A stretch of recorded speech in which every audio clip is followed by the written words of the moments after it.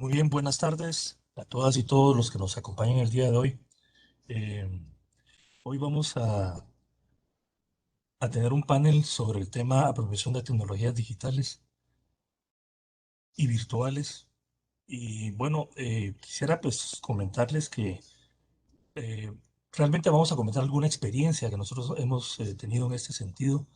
Nosotros trabajamos con organizaciones de la sociedad civil y bueno, organizaciones de la sociedad civil que tienen em, pues distintos motivos de existir, distintos objetivos de funcionamiento. Hay asociaciones que funcionan para la defensa de sus derechos sectoriales, asociaciones de mujeres, también asociaciones de indígenas, también hay asociaciones en este grupo eh, que se dedican a producir. Hay asociaciones que producen café en Guatemala, hay asociaciones que producen artesanía. Y entonces la pandemia pues ha venido a generar pues un problema serio en las comunicaciones entre ellos, en sus órganos de dirección, también en sus órganos de formación o sus acciones de formación y también acciones de incidencia. Entonces, pues este concepto de apropiación de tecnologías digitales y virtuales, sin duda, se convierte en algo que puede pues apoyar a estas organizaciones a superar este problema de comunicación que se ha tenido por la pandemia y también pues consideramos que es algo que puede contribuir a acercar a estas organizaciones a las tecnologías, a las nuevas tecnologías, con el objeto de ser, pues ejecutar su trabajo con mayor eh, pues, eficacia. Y entonces hasta ahí me quedaría y le daríamos la palabra a Paola Aguilar, que nos va a leer pues, pues los que estamos aquí en este panel. Gracias. Muchísimas gracias, José Antonio. Mucho gusto y gracias por acompañarnos a todas las personas a través de este espacio. Tengo el gusto de presentarles muy brevemente, ya que la currícula de cada una de las personas que nos acompañará en este panel es bastante amplia, con gran experiencia en toda la región centroamericana. Hoy nos acompañará Cristian Hidalgo García. Él es encargado de proyectos de cooperativa Sulada Absur en Costa Rica, con 15 años de experiencia y tecnología en la sociedad, especializada en transformación digital y protección de datos personales, representante de la sociedad civil en la Comisión de Datos Abiertos en Costa Rica y en el Foro de Sociedad Civil de la Red Iberoamericana de Protección de Datos. También nos acompaña Eugenia Rodríguez, con 20 años de experiencia en dirección de programas y planes municipales, regionales y centroamericanos de prevención de violencia juvenil, coordinación de programas de apoyo a organizaciones de sociedad civil sobre la apropiación de herramientas tecnológicas y las TICs, y del proyecto TICAS Guatemala, un proyecto a nivel centroamericano dirigido a empoderar a las mujeres en el uso de las herramientas tecnológicas, coordinación de programas de capacitación a jóvenes del área rural en liderazgo juvenil, formación cívica, arte, teatro, comunicación, TICs y apropiación para el trabajo. También nos acompaña José Antonio de León Escribano, quien tuvimos el gusto de escuchar al inicio de este panel, quien es coordinador de tecnologías digitales en proyectos del Instituto Demos, experto principal en proyectos de cooperación internacional, asociación en políticas públicas y desarrollo territorial, gestión de proyectos en el área de libertad de expresión con cobertura regional y derechos humanos, participación en proyectos de capacitación en TICs y apropiación de tecnologías digitales con incidencia regional. Y también su servidora, quien nos acompañará en este panel, quien es internacionalista con maestría en consultoría en imagen pública y gestión de proyectos con cooperación internacional, consultora y coordinadora de proyectos con enfoque de derechos humanos en apropiación de tecnologías digitales, libertad de expresión, acceso a la información pública y defensa de los derechos humanos, comunicación estratégica en organizaciones de sociedad civil en Guatemala y otros países de la región centroamericana. Es un gusto compartir con ustedes. Ahora iniciamos entonces con Cristian, por favor. Bueno, buenas tardes, un gusto a todas y todas. Primero que nada, agradecer al Instituto Demos y a los organizadores del IGF Guatemala por la invitación a este panel de un tema que Sulabatsu ha venido trabajando ya desde hace 15 años, tanto en Costa Rica como en la región centroamericana y en otros lugares de Latinoamérica. Bueno, tema de apropiación digital. Cuando nosotros hablamos de acceso, uso y apropiación, muchas veces revolvemos los términos. Acceso es si tenemos acceso a tecnología, o sea, si podemos acceder a esa tecnología. Uso es si sabemos utilizar una herramienta. Y la apropiación digital es cuando con ese acceso y ese uso podemos generar una transformación en procesos, ya sea de una persona, de una organización o de un movimiento social. Una de las cosas que más hemos discutido con respecto al tema de apropiación digital es que para nosotros es una etapa, es un proceso y que debe desarrollarse. Una discusión muy fuerte que hemos mantenido durante estos años es el pensar que dando acceso y dando un nivel de conocimiento sobre uso de una herramienta, es casi automático que vamos a provocar esas transformaciones que queremos, tanto en las organizaciones, movimientos sociales, como en las personas que están utilizando tecnologías digitales. Sin embargo, esto a nuestro parecer no es cierto, sino que es una etapa más, es un proceso de mayor profundidad y trabajo que debe realizarse para poder llegar a ese punto de la apropiación digital. Tal vez veamos el contexto que nos atañe ahora con la situación de la pandemia, la pandemia del COVID-19 en los 2 últimos años. Se da una situación muy particular. Número uno, se da una aceleración de los procesos de utilización de tecnologías digitales por la situación pues, que todos y todas conocemos. Estábamos pudiendo realizar eventos desde la presencialidad y tenemos que recurrir a tecnologías digitales como un apoyo para poder seguir en nuestra cotidianidad, ya sea de nuestro trabajo diario, de nuestra comunicación personal y sobre todo en la labor que tengan nuestras organizaciones o movimientos sociales. La pandemia fue un proceso de aceleración al tener que empezar a usar tecnología de un pronto a otro. Lo digo de aceleración en el sentido que es un proceso que se viene dando desde hace mucho tiempo, esta transformación. Sin embargo, pues la pandemia no nos dio tiempo como de pensarlo con más claridad, seguirlo trabajando a un paso lento y conciso, sino que nos dijo tenemos que entrar en esto rápidamente. Situaciones que nos ha dado aprendizaje 2 años después, esta situación. Número uno, el acceso. A nivel de Centroamérica, pues hay datos de acceso, en realidad en la mayoría de los países, que todavía hay muchas zonas que no tienen acceso a tecnologías digitales, pero también generaban cierto engaño. Doy el ejemplo de Costa Rica, el país donde yo provengo, donde se consideraba que habíamos logrado una amplia cobertura de acceso. Sin embargo, en el momento que empieza la pandemia, nos damos cuenta que esto es un dato ficticio sacado de ciertos tipos de análisis que nos han engañado al pensar de que en realidad un amplio espectro de la población en realidad tenía acceso a tecnología. Situaciones prácticas, cuando empieza a darse la situación del teletrabajo y de la teleeducación, nos damos en cuenta que hay infinidad de personas, sobre todo en zonas rurales, que pues no pueden, no tienen conectividad, no pueden ingresar a hacer teletrabajo, no pueden utilizar una herramienta para videollamada o definitivamente no pueden conectarse para un estudio virtual. O sea, eso está más que comprobado 2 años después de que haya empezado la pandemia.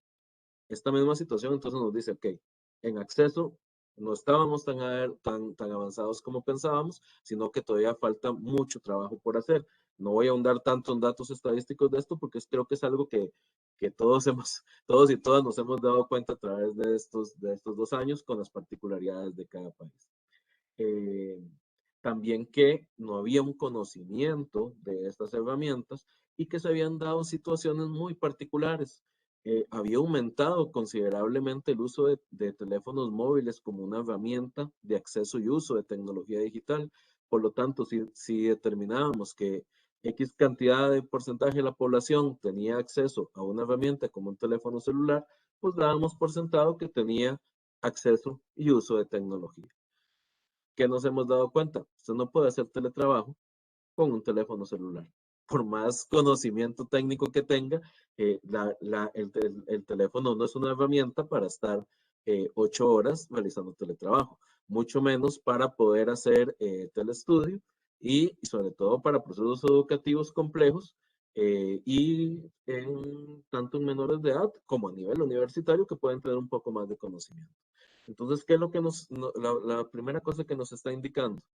Lo que considerábamos que ya habíamos avanzado bastante a nivel de acceso y de uso, la pandemia nos hace un llamado de atención y nos dice, bueno, no hemos avanzado tanto como esperábamos, falta muchísimo trabajo por hacer, tenemos mucha gente sin conectividad y mucha gente sin siquiera el equipo básico para poder hacer uso de tecnología. Durante la pandemia también se identifican otras situaciones. Por ejemplo, pensábamos que dándole ciertas ventajas para usar cierto tipo de herramientas a la población, pues le estábamos beneficiando a tener mayor uso y por ende llegar a ese punto de transformación en tecnología. Un ejemplo, en la mayoría de los países, esto no es solo en Costa Rica, y lo conozco en Centroamérica y en realidad en casi todo el mundo, pues se dan paquetes de telefonía donde te dicen, ok, te doy telefonía y además te doy gratuitamente acceso a WhatsApp, a Facebook, a Instagram, etc. ¿Qué sucede? En realidad estamos generando una dependencia tecnológica. Ahora la gente cree que para informarse o para educarse puede entrar a Facebook y va a encontrar toda la información. Nada más falso que eso. Creemos que la única herramienta que podíamos utilizar era WhatsApp y cuando nos damos cuenta que hay más, no las buscamos porque decimos, bueno, no me salen de forma gratuita como ya el paquete que me dan para usar esto. Entonces veamos que ahí también hay una cuestión de neutralidad en el acceso a la red que no se está cumpliendo porque en realidad estamos generando dependencia a cierto tipo de tecnología, a cierto software y por ende también a la percepción que ciertas empresas tienen sobre cierto contenido. Definitivamente, si su canal de información va a ser Facebook, va a poder acceder a X tipo de contenido y solo va a conocer ese contenido. Además que la cantidad de noticias falsas se va a duplicar considerablemente. Entonces, estos procesos nos llevan a indicar que ya en la parte de acceso y uso que creíamos que habíamos avanzado bastante, no lo habíamos conseguido. Ahora, ¿qué es la apropiación digital? La apropiación digital es que nosotros sabemos, y cuando tenemos acceso a tecnología y sabemos hacer esa tecnología, cómo transformamos nuestros propios procesos. Ahora, este concepto de apropiación digital se ha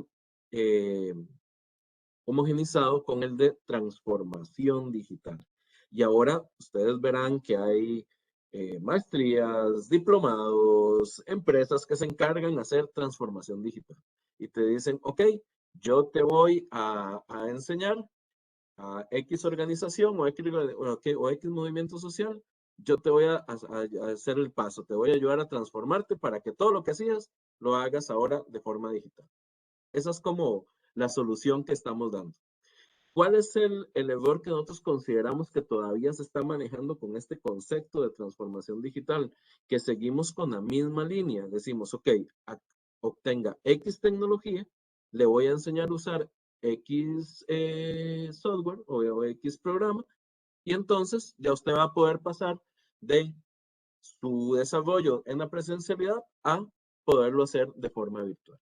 Entonces agarramos, por ejemplo, una organización o un movimiento social en cualquier país que se encarga, como decía José al principio, de, no sé, una cooperativa que se encargue de trabajar café, un movimiento social ecologista, un movimiento social de mujeres, etcétera. Le decimos, ok, usted hacía incidencia, hacía procesos de consulta, hacía procesos de formación, hacía lucha social, etcétera. Yo le voy a dar un par de herramientas y usted lo va a poder hacer de forma virtual. Y este es como el centro de este gran concepto que se está trabajando ahora de transformación digital. ¿Cuál es la situación que se está dando? Estamos cometiendo los mismos errores. Que número uno es decirle, ok, yo le enseño a usar Zoom, le enseño a usar WhatsApp de una forma diferente, o le enseño a usar X programa, y ya usted, aquello que hacía en la presencialidad, ahora lo puede hacer en la virtualidad.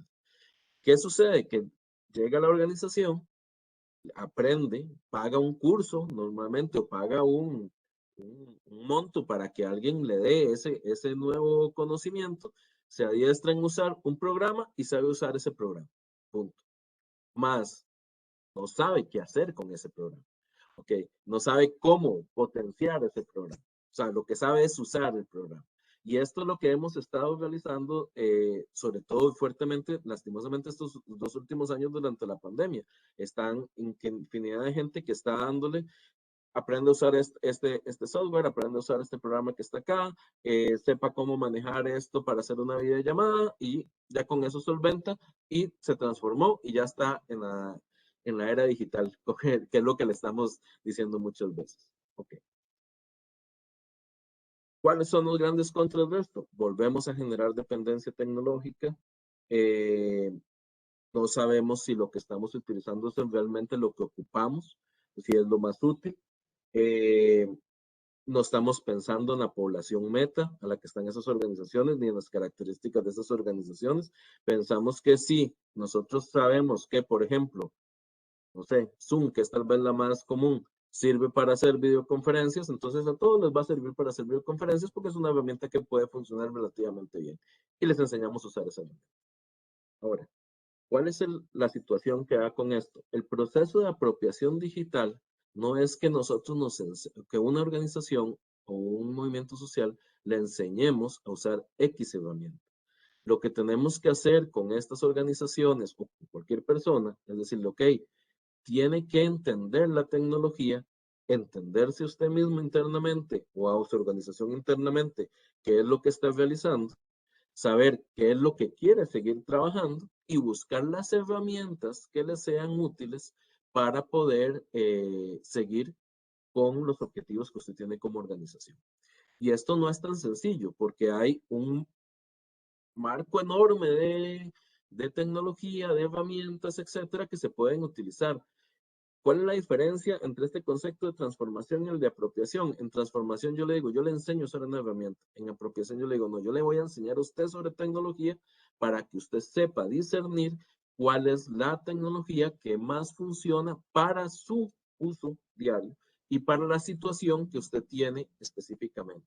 ¿Y esto qué quiere decir? Que todas las organizaciones, aunque trabajen en los mismos temas, que estoy hablando de 3 organizaciones, que trabajen en el tema ambiente y que las 3 estén en Guatemala, no quiere decir que la tecnología necesaria para poder pasar a la digitalización de sus procesos va a ser la misma. Esto no es cierto. Entonces, en los procesos de apropiación digital lo que buscan es primero decirle a la gente, a las organizaciones, perdón, conozca su organización internamente, entienda su organización, decida hacia dónde quiere ir y después visualicemos qué es lo que vamos a trabajar y una vez que tengamos esto, visualicemos cuál es la mejor tecnología que puede ayudarle a llegar a este punto. Y esto es sumamente difícil. ¿Por qué? Porque no es que tiene que llegar alguien externo a decirle, esta es la mejor tecnología que a usted le sirve. Lo que tiene que llegar es externos a decirle, mire, tengo que enseñarle a pensar y a ver las características de la tecnología para que usted decida qué es lo que más le sirve. Si este proceso se logra, obviamente es mucho más complejo, es más largo, inclusive en un proceso como en el de la pandemia, pues no es tan rápido que se pueda hacer en una cuestión de un mes, pero sin embargo va a generar un cambio a largo plazo y le va a dar una sostenibilidad a las organizaciones para que se puedan mantener en esa línea. Nosotros consideramos, cuando digo nosotros, digamos mi organización y varias otras organizaciones que trabajamos en el mismo tema en conjunto, consideramos que esto es sumamente necesario para la estabilidad y mantenimiento de las organizaciones en el largo plazo. Si esto no se logra, no van a poderlo conseguir. ¿Qué situaciones hemos visto? Llegan y le dicen, bueno, ¿qué? Vamos a hacer transformación digital. Le dicen, compre tal, miren, usted necesita estar seguro, compre esta herramienta. Usted necesita saber que tiene que resguardar tal información, compre esta herramienta. Usted ocupa comunicarse, porque antes hacía difusión y tiene que seguirlo haciendo. Compre estas 2, 3 herramientas o utilice estas herramientas. A veces no se compre, a veces se utiliza. Estamos volviendo a generar dependencia, estamos generando unas capacidades que a veces no son las que necesitan y no se están utilizando en el momento que se necesitan. Y eso está llevando que encontremos organizaciones que, por ejemplo, han pagado paquetes enormes de X programa con un costo fuerte para la organización y básicamente pues, no le dan utilidad o no era lo que ellos o ellas ocupaban. Y esto está generando una dependencia tecnológica, una línea que no es la adecuada y que además no esté funcionando adecuadamente los procesos de transformación. ¿Qué quiere decir? Que cuando estas organizaciones en realidad empiezan a usar esas herramientas, al principio funcionan, pero donde ven que tienen que hacer un cambio, no saben cómo hacerlo. Para dar ejemplos concretos, nosotros le decimos a una organización, usted tiene que tener comunicación segura. Ah, usted usa WhatsApp, use Signal. Y le enseño a usar Signal. Y le doy Signal. Esa no es una solución completa porque la organización no está entendiendo por qué tiene que hacer el cambio, solo está haciendo el cambio. Mientras que si nosotros les enseñamos qué es seguridad, por qué tiene que protegerlo, que revise cuál es la información que tiene que proteger y cuál es la que no tiene que proteger, ellos podrán decidir, ok, para mis juntas directivas voy a usar Signal porque es información sensible. Para divulgación masiva, sigo usando WhatsApp porque es lo que todo el mundo utiliza. Pero esto es una decisión y un análisis que tienen que lograr hacer internamente las organizaciones y los procesos de apropiación donde debemos actuar es en enseñarles a hacer este tipo de análisis, no a utilizar un programa de un solo. Y algo muy importante en estos procesos de cambio es que una de las cosas que tenemos que enseñar a discernir y que el concepto de transformación digital no está visualizando es que hay procesos que pueden cambiarse y pasar a tecnologías digitales, pero hay procesos que no. Y si ese proceso no lo ocupa, no lo necesita, y usted lo puede seguir llevando de forma presencial y, y sin utilización de tecnología, hágalo sin utilización de tecnología. No tiene por qué pasar todo a la digitalización si hay cosas que están funcionando bien, que tienen mejor impacto o que tienen mejor acogida desde desde los modelos tradicionales.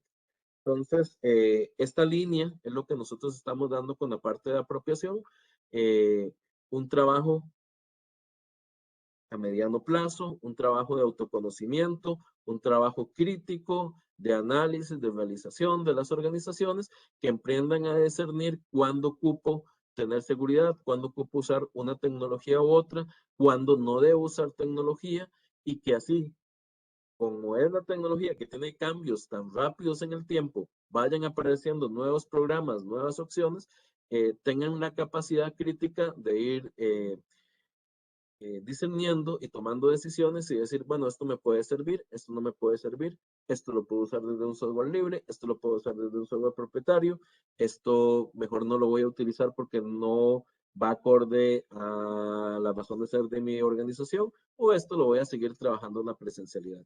Ese punto de la apropiación es sumamente importante para poder generar cambios a largo plazo. Si seguimos utilizando solo la línea de acceso y uso, pues vamos a tener una serie de organizaciones y movimientos sociales que saben usar 1, 2, 3, 4, 5 programas específicos y que si por A o B o razón tienen que adaptarse o cambiar o hacer una transformación en el día a día en su organización, no saben cómo hacerlo, porque lo que saben es cómo usar una herramienta. Y esto no es lo que debemos desarrollar como capacidades internas de las organizaciones. Creo que estoy en el tiempo, entonces paro por acá para no extenderme más.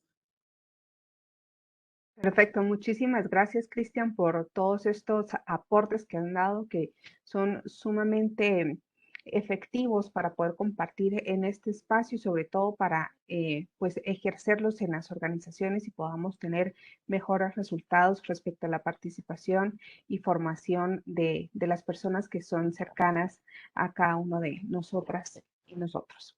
Bueno, a continuación doy el espacio entonces a José Antonio para que nos pueda compartir su experiencia.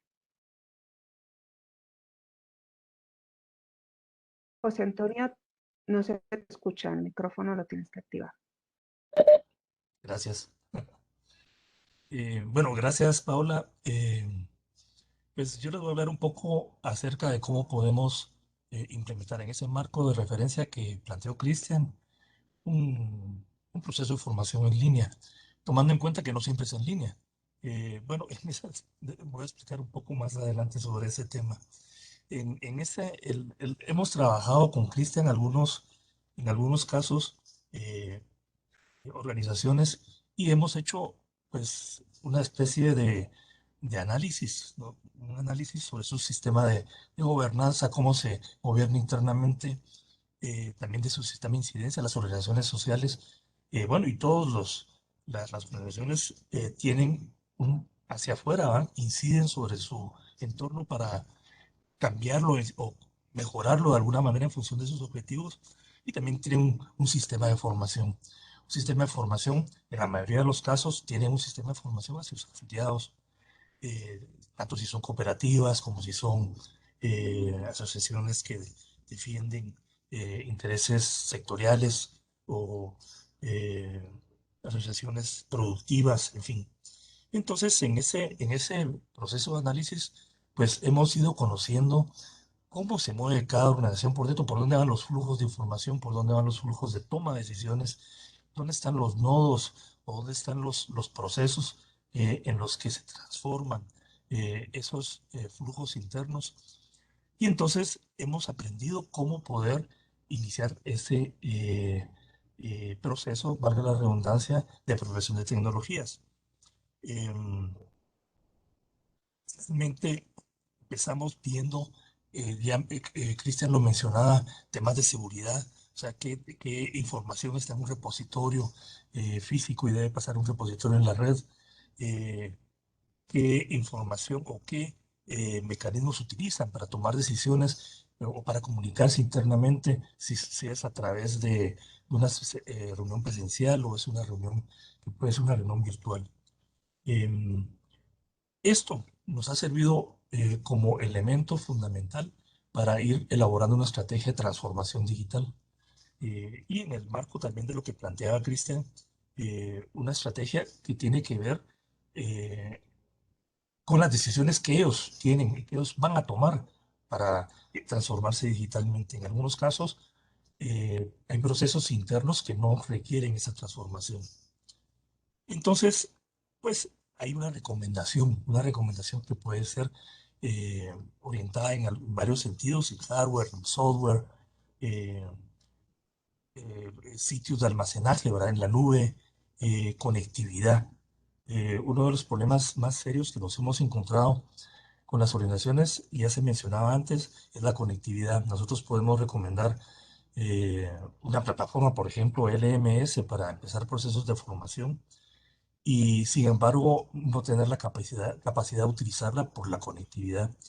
La gran mayoría de las organizaciones que tenemos o que hemos trabajado en el marco de este esquema tienen sedes en sitios donde sí hay conectividad, pero sus beneficiarios no están en sitios donde hay conectividad. O si, bueno, en algunos casos no hay conectividad. Así es, así es por horarios o por horas que se dan en el día, o bien cuando salen del sector donde están, entonces pueden recibir mensajes. O a veces salen del lugar donde están para poder estar en una sesión sincrónica, por ejemplo, una sesión donde se conectan todos. De manera que la sugerencia es precisamente una solución de hardware a medida de sus posibilidades, una solución de software a medida de sus posibilidades. Y en este aspecto hemos insistido mucho en la necesidad de ir regularizando el tema de licencias. Todos sabemos que hay utilización de licencias de software que a veces no están autorizadas. Y también sabemos que hay entidades que se dedican o que pueden apoyar a las organizaciones sociales adquiriendo estas licencias de forma más cómoda. Pero también como una alternativa hemos pues planteado la utilización de software de código abierto en todas las áreas, porque incluso en plataformas LMS, pues todos sabemos pues, que existen múltiples plataformas sin costo, aunque el costo siempre existe, ¿verdad? Por el manejo de la plataforma, el pago del hospedaje de la plataforma, etcétera, etcétera. Y todo esto va en función de los participantes, del número de participantes y del uso que se le dé.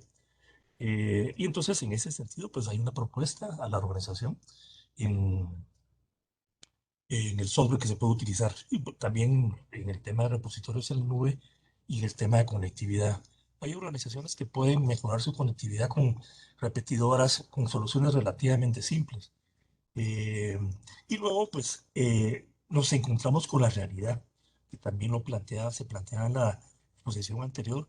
En el caso que nosotros hemos, los casos que hemos trabajado en Guatemala, la, la mayoría de los participantes en cursos de formación en línea tienen un teléfono inteligente. No tiene, el 80% tienen un teléfono inteligente, no tienen un terminal o una computadora, una PC o una Mac o una tablet. O una tablet también sería una opción para este tipo de cursos, pero lo que tienen es un teléfono celular, un teléfono inteligente. Y entonces, bueno, y además nos damos cuenta que esos teléfonos inteligentes también, por lo general, están saturados. O sea, la memoria RAM que utilizan está completamente saturada. Entonces, cuando empezamos un curso de formación, siempre hay la necesidad de pedirles que descarguen o que borren algunas de las aplicaciones que tienen instaladas o aplicaciones que no son de uso tan frecuente para poder instalar algo que nosotros les vayamos a pedir en ese momento para poder utilizar ese terminal como un terminal que funcione para ese curso de formación. Y bueno, el otro aspecto que nos hemos encontrado es que, bueno, y sobre todo en este tema o en este contexto de la pandemia, pues que la mayoría de las organizaciones tenían cursos de formación o, sí, cursos de formación o de otra índole y lo hacían de forma presencial. Incluso muchos casos donde, bueno, se sigue haciendo todavía que la persona que da, o el docente, pues lleva a una comunidad una laptop y una cañonera y da el curso ahí presencialmente.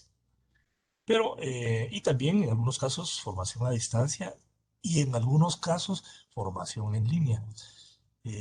Pero esta formación en línea que se empezó a dar después de iniciada la pandemia fue utilizando plataformas o servicios de videoconferencia. O sea, es el caso en el que el docente pasa de enfrente de los alumnos, de los participantes, y simplemente se pone detrás de la cámara. Y las personas que trabajan en esto, formación en línea, saben que eso no es así. O sea, la formación en línea tiene una serie de elementos característicos que la definen y que o sea, dejan ese concepto de que el profesor está enfrente de nosotros y que simplemente cambiando al profesor o al docente y ponerlo detrás de la cámara y grabar un video no es suficiente, sino tiene que haber una serie de cuestiones adicionales. Y entonces, pues nos encontramos eso, para empezar, formación presencial y que fue pasada a formación en línea de esa manera, simplemente utilizando eh, servicios de videoconferencia y entonces, pues no reunía los elementos que, que tiene precisamente ese concepto de formación en línea. Luego, luego también teníamos problemas de, bueno, la capacidad financiera pues, de las organizaciones. Voy a ir un poco más rápido porque creo que ya me estoy pasando del tiempo. Eh, y entonces también la formación técnica de las personas que participan o que dan esos cursos como docentes. Y entonces eso nos llevó a hacer una metodología, pues enseñarles a hacer una estrategia de formación que midiera a través de un diagnóstico interno, pero también un diagnóstico de las capacidades de los participantes de esos cursos de formación, les midiera esas posibilidades que tiene tanto la organización de brindar ese curso en línea, y viera también la capacidad que tienen los participantes de recibir ese curso en línea. Y entonces nos dimos cuenta que la mayoría de las organizaciones no tienen la posibilidad de montar una plataforma LMS de e-learning. Y entonces, digamos, se dificulta bastante el establecer un espacio asincrónico. eh, disponían de un espacio sincrónico a través de los servicios de videoconferencia. Y entonces hemos ido armando en conjunto, y claro, en la medida de las posibilidades de cada organización, intentando armar eh, una, en paralelo, una plataforma de formación en línea sin montarla como una plataforma como Moodle o como Camilo. Y lo hemos hecho de la siguiente manera, pidiéndoles que, bueno, en primer lugar, que habrá un correo electrónico. Ese correo electrónico, pues hay servicios de correo electrónico que tienen un drive en la nube. Luego también un servicio de mensajería que puede ser WhatsApp, puede ser Telegram, Signal, cualquiera de los que están. Y entonces armar un sistema que puede ser asincrónico, puede ser no tan eficiente como puede ser una plataforma a través de documentos compartidos en el Drive, y que pueden ser de trabajo colaborativo, y utilizar el sistema de mensajería para convocatorias, igual que el correo electrónico, o incluso para enviar tareas o recibir tareas, y a la hora de establecer controles de evaluación, utilizar herramientas que existen como Google Form para poder pues pasar una, una comprensión del curso a cada uno de los participantes. Y luego pues hemos seguido pues, todas las acciones pues, que son eh, inherentes al proceso de formación en línea, establecer los objetivos de aprendizaje, luego la producción de contenidos, que más adelante vamos a escuchar sobre eso, también en función de la conectividad y del equipo que se requiere, y pues establecer una serie de acciones de aprendizaje y una serie de controles y de evaluación de los cursos de formación en línea. La característica para ir finalizando de esto es que tiene fundamentalmente, digamos, la organización tiene las decisiones en su mano. Deciden qué software utilizar, si van a utilizar un software de, perdón, de código abierto, si van a utilizar un hardware específico, y además conscientes de que ese hardware no va a ser una cosa gigantesca en función de lo que van a querer generar, sino que va a ser algo a medida y de acuerdo a esa organización. Y bueno, yo ahí me quedaría con mi intervención y pasaría la palabra a Paola Aguilar, que nos va a hablar sobre el tema de producción de contenidos en pandemia. Adelante, Paola. Muchísimas gracias por el espacio. Bueno, comentarles e intentaré ser breve en la demostración. Demos ha trabajado con juventudes desde hace muchísimos años. Sin embargo, a raíz de la pandemia, pues ha logrado también transformar estos contenidos de una forma que es bastante aceptable, asequible para las juventudes, tanto de lo urbano como de lo rural, buscando a través de estos espacios pues, la participación, la formación y apropiación digital para la incidencia desde lo local. Para lograr generar este resultado ha sido indispensable conocer el contexto de cada una de las personas participantes de estos procesos. Además de ello, incluir también una parte de los valores como tal, ¿no? Entre ellos, empatizar para poder conceptualizar cada uno de estos procesos digitales de una forma integral. Ha sido muy importante conocer las habilidades de cada una de las personas jóvenes participantes, además de la accesibilidad, como ya nos comentaban nuestros compañeros, de los recursos que cada una de esas personas tiene para poder mediar de una forma apropiada y desarrollar los contenidos con ellos y con ellas, acompañándoles en todo este proceso para poder tener un muy buen alcance en la difusión de estos, pero no únicamente de los jóvenes, de las personas jóvenes que participan, sino también en las diferentes audiencias que ellos tienen, ¿no? Para conocer cuáles son los mecanismos apropiados para poder llevar esos mensajes a las localidades. Para esto, pues, es indispensable fortalecer el conocimiento de las juventudes, además de motivarles a la participación en la agenda pública, del cual tenemos derecho a través del acceso a la información pública. Por eso es que mencionaba desde el inicio que es un proceso integral de fortalecimiento de capacidades. Además de esto, se ha desarrollado también un mecanismo para poder generar y seguir propiciando la pertenencia cultural a través de los idiomas mayas. Recordemos que nuestro país pues es tan diverso respecto a los idiomas y a las culturas, por lo que es indispensable el poder traducir cada uno de estos materiales que se han podido mediar en los diferentes idiomas de las localidades de las personas jóvenes en las diferentes poblaciones. Esto tomando en consideración también la lengua de señas, ya que pues todas las poblaciones deben de ser incluidas en cada uno de los procesos que se llevan a cabo. Es importante también la vinculación de los medios tradicionales con los digitales.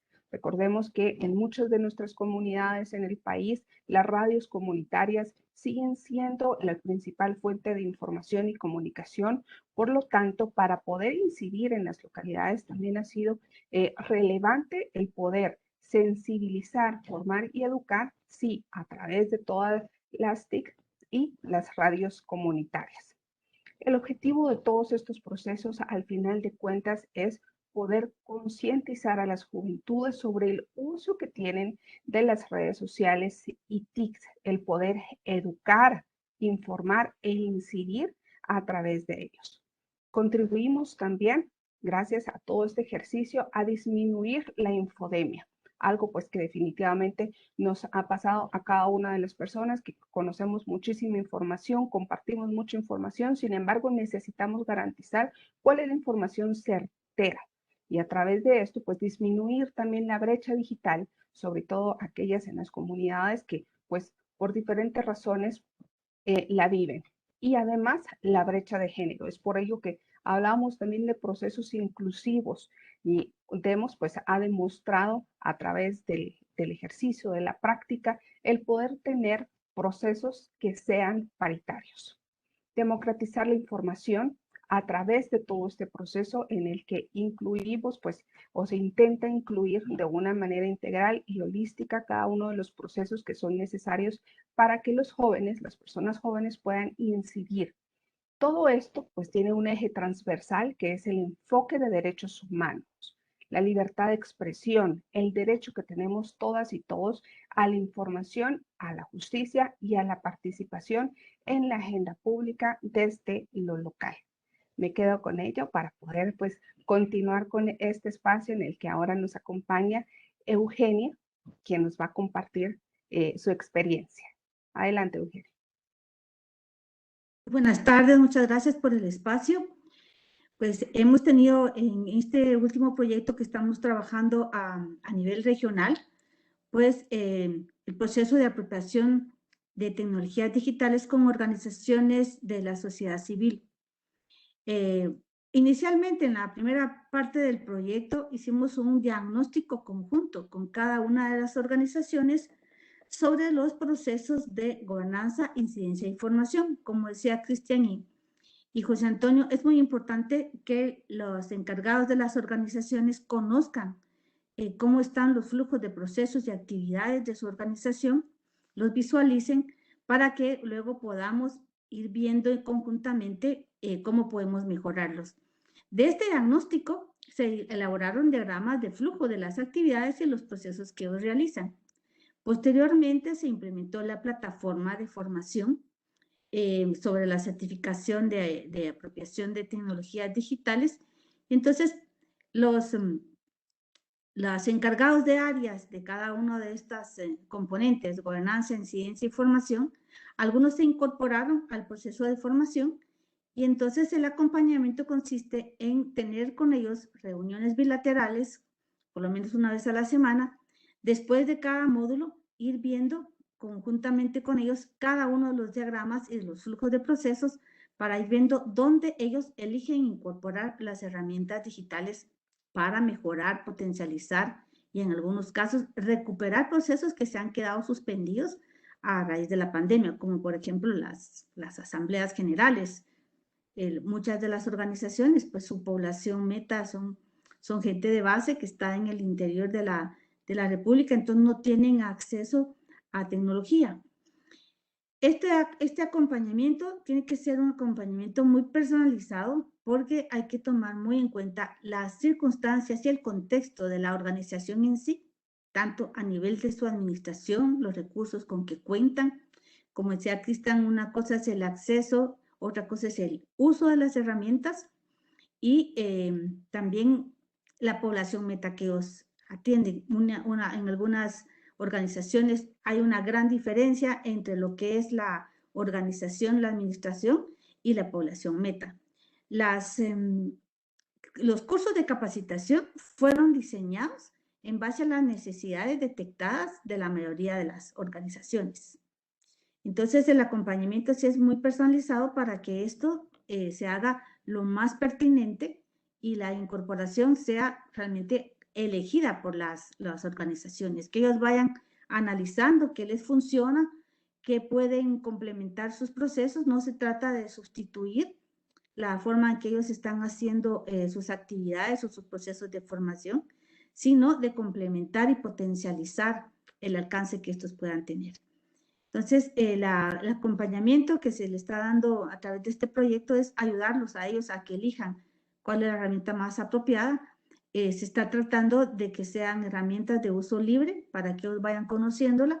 Si hay necesidad pues, de ampliar esas herramientas y ya volverlas de pago, pues ya es una elección que toman a lo interno. Pero el objetivo de los procesos de formación es darle a conocer a ellos la disponibilidad de herramientas que tienen y sobre todo el uso que muchas herramientas tal vez ellos conocen pero que no las han explotado al máximo. Gracias.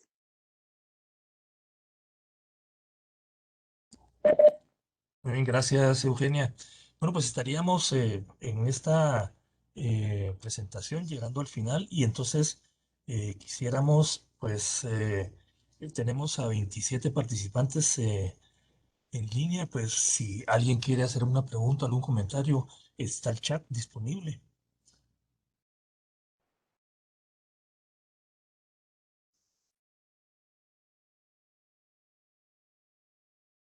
En lo que alguien escribe, yo le preguntaré a Paola, eh, yo te he visto en algunos de los procesos de formación mostrarles algunas herramientas de producción de contenidos a los alumnos utilizando sus teléfonos celulares, sus teléfonos inteligentes. Sí, así es, como tú bien lo decías, cerca del 80% de las personas que han participado en los procesos tienen como recurso el teléfono, por lo que hemos hecho todo un proceso, ¿no? Para poderlo abordar de la mejor manera posible. Primero, buscar herramientas que sean pues, de forma gratuita, que sean de fácil uso y poderlo trabajar, pues nosotros que conozcamos, ¿no? Cómo se trabaja desde un teléfono celular para que entonces no sea una limitante el no poder tener acceso a una computadora y poderlo trabajar, ¿no? Y como bien lo decía Eugenia, es el acompañamiento que se les brinda durante todo el proceso, incluso después de este, ¿no? Para seguirlos motivando también, que es una parte muy indispensable para que no se frustren y que continúan con el proceso de aprendizaje y de ejecución y recordar pues que todo es evolutivo, ¿no? Y que la práctica nos ayuda también a mejorar estas destrezas. Gracias, Paola. Bueno, también le quería preguntar o comentar a Eugenia en este proceso que llevamos meses con algunas organizaciones. eh, eh, Esa comunicación ha sido estrictamente por la vía virtual, ¿verdad? O sea, lo hemos hecho a través de videoconferencias y lo hemos hecho a través de teléfono, WhatsApp, y si no ha habido una sola reunión presencial con ellos, ¿verdad, Eugenia? Sí, desde que inició el proceso, todo se ha trabajado a través de Zoom o de videollamadas a través del WhatsApp. La verdad es que las plataformas nos han permitido seguir teniendo el contacto con las organizaciones, incluso estrechar lazos. Hay organizaciones que no las conocíamos a lo interno y todo el proceso de diagnóstico fue pues muy enriquecedor y sobre todo ver cómo con el pasar del tiempo las personas van agarrando más destrezas en el uso de las plataformas y de los medios de comunicación. Gracias, Eugenia. Hay dos preguntas en el chat. De acuerdo, tal vez Chris, ¿nos puedes apoyar con eso? De acuerdo a su experiencia, ¿ha sido una ventaja la grabación de clases para que los alumnos puedan fortalecer conocimientos a su propio ritmo? Ok. No, vamos a ver. Número uno, tal vez aportar con este proceso de apropiación lo que decía para, para dar contexto a esa respuesta. Cuando hablaba José de un ejemplo de transformación digital y apropiación digital, el mejor ejemplo es los procesos educativos. A los profesores se les dio una herramienta, una plataforma, se les enseñó a usar la plataforma y se espera que sepan dar clases de igual manera a como lo han hecho siempre a través de la plataforma. Esa transformación es la que no se da. Ahí no hay apropiación todavía, porque usted puede saber usarla, pero no sabe dar clases. Ahora bien, específicamente con la grabación, hay dos cosas. Uno, eh, no precisamente es una buena opción en el sentido de que, ¿qué pasa? Bueno, yo también soy profesor. Y a veces uno está dando una clase, está toda la pantalla en negro y se van y esperan ver la grabación. No interactúan en el proceso. Esto no funciona siempre. Vamos a ver, el que usted dé una clase en línea no quiere decir que es un webinar en línea. Es una clase, hay una interacción entre el estudiante y él o la profesora. Por lo tanto, debe haber discusión y debe haber un proceso de análisis. Ese proceso de análisis se pierde si solo usted ve la grabación. Y esto ha hecho que muchos estudiantes aprovechen esta herramienta de que está la grabación para ausentarse o no poner la atención suficiente durante la clase. Ciertamente, pues funciona para el que por un motivo X no ha podido asistir, no pierda la información. Lo que hay que tener claro es que el proceso de aprendizaje no va a ser el mismo viendo la grabación que interactuando durante la clase. La otra cosa que tiene las grabaciones es una cuestión de protección de datos personales, que hay que tener mucho cuidado. Y siempre se debe de explicar dónde va a estar esa grabación, para qué se va a utilizar, cuánto tiempo, qué se va a hacer con esa grabación.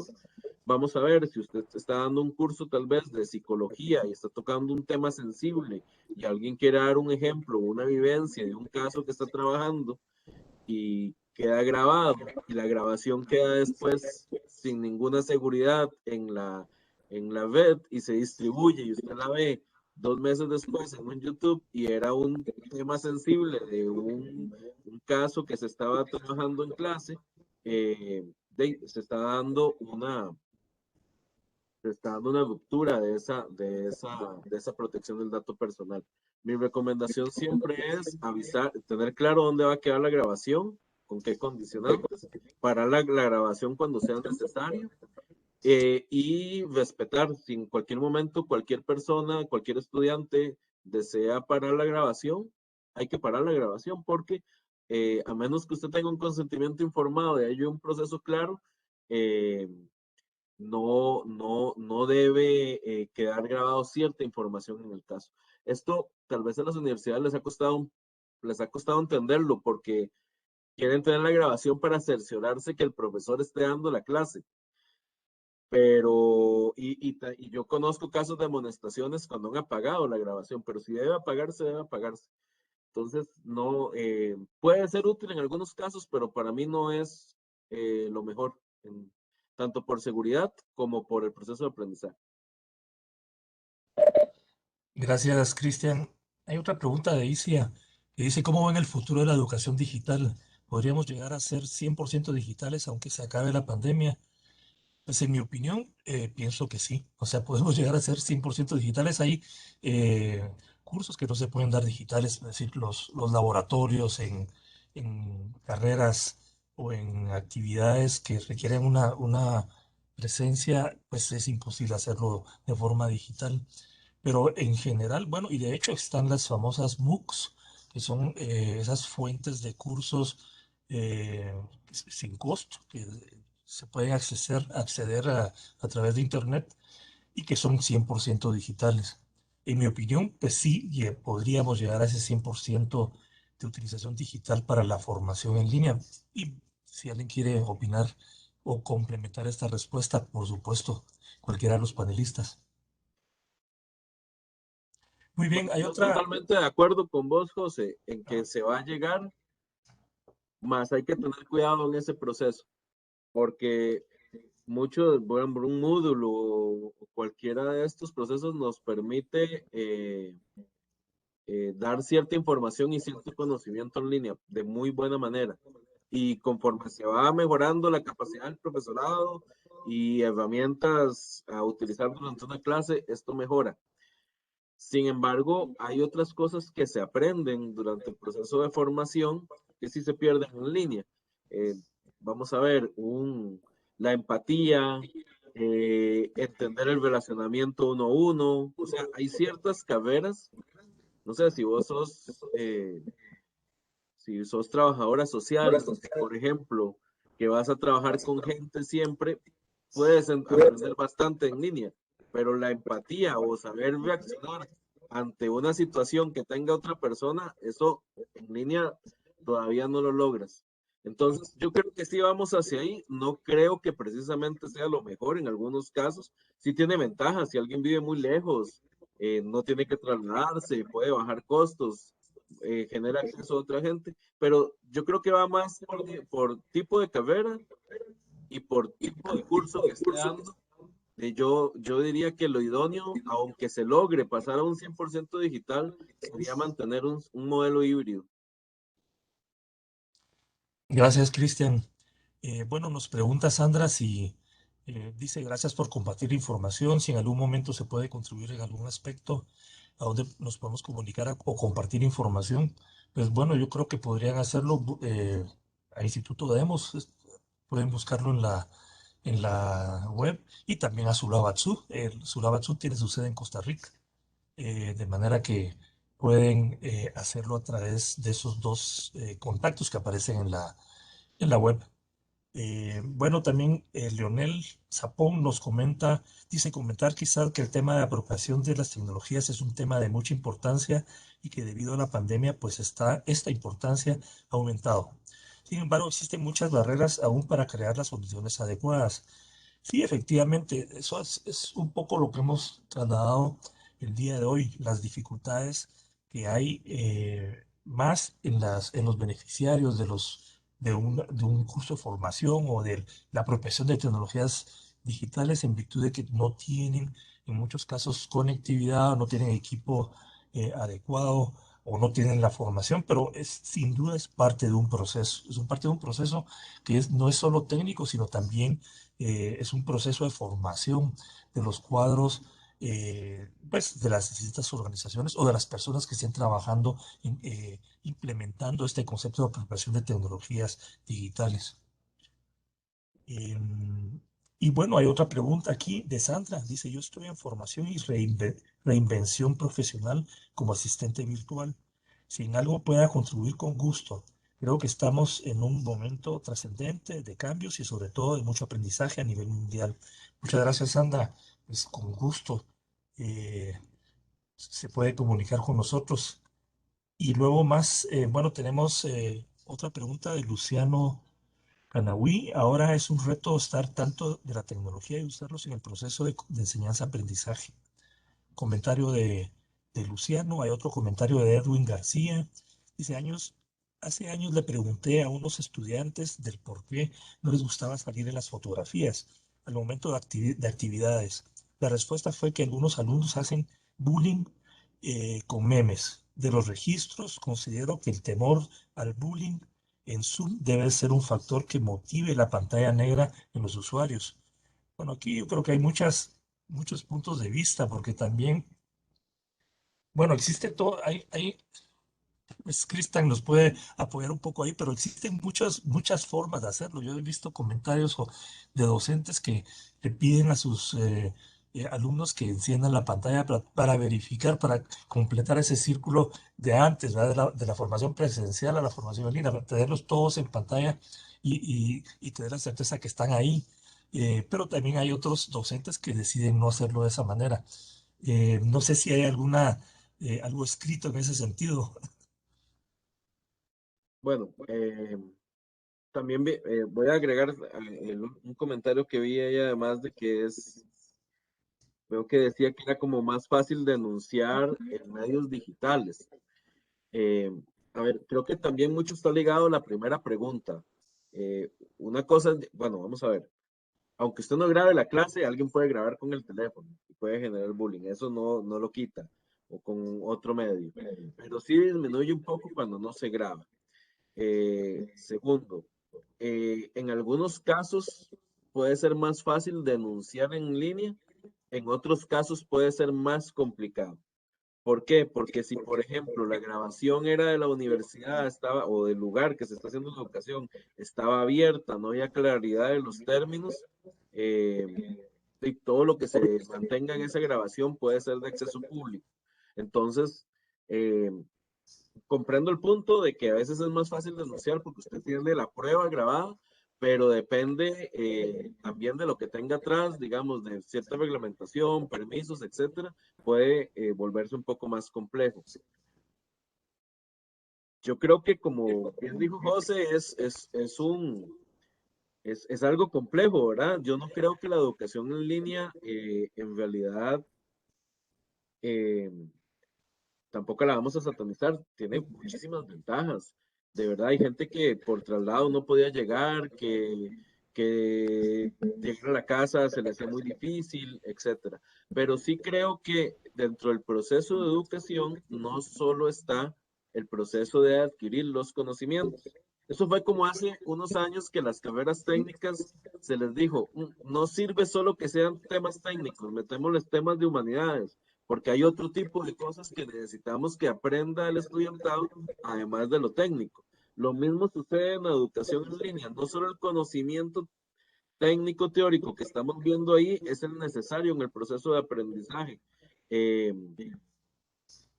Uno de los riesgos que está escrito, digamos, esto no lo digo yo, es que puede generar procesos más, digamos, profesionales más individualizados, con menos capacidades para el trabajo colaborativo, trabajo en grupo, eh, que no les permite solventar ciertas problemáticas de interrelación, que sí lo permite la parte presencial. Yo creo que es una pregunta que nos vamos a tener que seguir dando y vamos a ver viendo la respuesta en el tiempo, porque vamos a ver se va convirtiendo el proceso de educación en línea. Ahora bien, creo que hay algo fundamental y es que tenemos que aprender a educar en línea. No es lo mismo dar el mismo tipo de proceso educativo y simplemente pasarlo a través de una herramienta, eso no es educación en línea.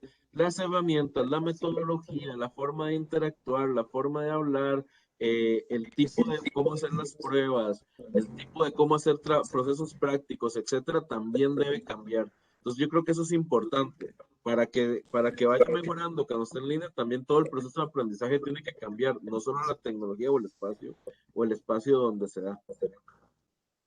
Espero haber contestado porque era un poco complejo. Hay otra pregunta, dice, ¿qué impacto tendría en el proceso de aprendizaje si el proceso fuera netamente digital para las futuras generaciones? Yo creo que eso está en construcción. Digamos, bueno, todo esto que estamos hablando está en construcción. En ese momento se ha ido mejorando en los últimos años, aunque la formación en línea existe desde hace años. Sin duda la pandemia ha venido a generalizar esos procesos de formación en línea y ha venido también pues, a plantear una serie de preguntas en ese sentido. Seguramente tendremos acceso a estudios en breve, cuál es el impacto real que va a tener sobre las generaciones futuras, pero que lo va a tener sin duda. José, yo también creo que aquí hablamos de educación en línea a nivel general y estos, pues, hay que identificar lo que no es lo mismo digamos, en primaria, en secundaria, en universitaria, cambia también un tipo de carrera. Yo tengo un colega que es biólogo y él me decía, y él maneja muy bien la parte de tecnología y ha llevado cursos STEM para manejar, cambiar su metodología a la hora de dar clases. Oye, pero él es profesor de zoología. Por más fotos que enseñe, no es lo mismo que ir al campo a ver los animales. Entonces, veamos que en un ejemplo como este, yo puedo mejorar mucho la tecnología, pero todavía no estamos al nivel de que si tengo que ir a ver una hoja o tengo que ir a ver un animal, a ver el hábitat o escucharlo, pues la tecnología me ayuda a hacer mucho antes de llegar al campo, pero ocupan ir al campo. Entonces, creo que también esto es, digamos, no podemos meter la educación en línea como todo en un mismo saco, sino que hay particularidades dentro de ese proceso de educación. Muy bien, gracias, Cristian. Pues yo creo que, bueno, ya no veo más preguntas. Y entonces, si alguien quiere hacer un comentario, pues que lo haga en ese momento. Si no, pues voy a cerrar el panel. Estaba previsto que durara una hora, llevamos una hora y 15 minutos. Por Yo favor, si solo alguien quiere. quisiera agregar, perdón, que durante este proceso de análisis de cada una de las organizaciones, sí se evidenció, bueno, si pasó en Costa Rica, que pues, Costa Rica nos lleva un poco de años luz en cuanto a la democratización de la educación, se evidenció la gran brecha digital que existe en poblaciones que están en el interior del país. ¿Verdad? Bueno, creo que el interior del país no es una mala expresión, ¿verdad? Pero en los departamentos, en áreas muy alejadas, todavía hay que trabajar mucho, mucho para que el Internet y el acceso a los medios de comunicación llegue a toda la población. Estamos hablando de procesos de formación a nivel primaria o secundaria, pues personas que han tenido la suerte de llegar a ese punto, pero hay una gran población que no tiene ni siquiera la facilidad de llegar a una educación secundaria. Entonces, hay procesos de formación agropecuarios en las comunidades donde la gente necesita seguir formándose y transmitir conocimientos. Entonces, ¿cómo hacemos para que esa brecha se disminuya y que este tema de la digitalización pueda llegar a cada uno de los habitantes? Si bien tienen teléfonos celulares, no tienen dinero para comprar tiempo libre. Entonces, el acceso a la Internet pues debería de ser tomado como un derecho humano, ¿verdad? Y que sigamos trabajando por alcanzar esto, porque todavía hay mucho por hacer. Vemos realmente en los diagnósticos las grandes desigualdades, sobre todo en el acceso, ya no digamos en el uso de las herramientas, que esta combinación, como decía Cristian, es lo que necesitamos para poder hacer realmente una apropiación de las herramientas tecnológicas. Solamente, y muchas gracias por compartir este espacio con nosotros. Entonces, yo quisiera hacer un cierre muy rapidito, porque sé que estamos sobre tiempo. Nada más, en el proceso de apropiación es importante que los tomadores de decisiones, los y las tomadoras de decisiones participen del proceso. Es importante que todos, como bien decía Eugenia, todas las personas dentro de la organización participen en el proceso. Un error muy común es darle estos procesos de transformación digital o apropiación digital a quienes están o que trabajan en la parte técnica y no. Esto debe ser de todos, absolutamente todos y todos los que están dentro de la organización y sobre todo tener muy presente las diferentes poblaciones con las que se está trabajando. Ejemplo rápido, con lo que venían hablando de educación, todo lo que se piensa que hay que ayudar a educar para pasar a educación en línea y que hay que darle mayor conocimiento, mayor capacitación, es a los profesores y las profesoras. porque se parte de que los estudiantes que son jóvenes ya saben de tecnología y no hay mayor error que eso, porque eso no es cierto. O sea, habrán algunos que pues tengan acceso o conozcan de alguna tecnología, pero no porque usted nació en el 2010 es, es alguien que maneje tecnología per se, simplemente por el momento en el que nació. Entonces, creo que esas tres cosas son importantes. Tomadores de decisiones, toda la parte, todo el equipo interno y tener muy claro las poblaciones con las que se está trabajando externamente. Gracias. Muy bien, muchas gracias, Cristian. Bueno, pues entonces no me queda más que agradecer a todas y todos los participantes en este panel de apropiación de tecnologías digitales. Creemos que es sin duda una alternativa a los obstáculos planteados por la pandemia y también para el futuro. Y bueno, darle las gracias también a los panelistas, a Cristian Hidalgo, a Eugenia Rodríguez y también a Paola Aguilar. Y por supuesto a IGF que nos brindó este espacio, IGF Guatemala, para poder tratar ese tema de apropiación de tecnologías digitales. Así que muchas gracias a todos y aquí Gracias. nos despedimos.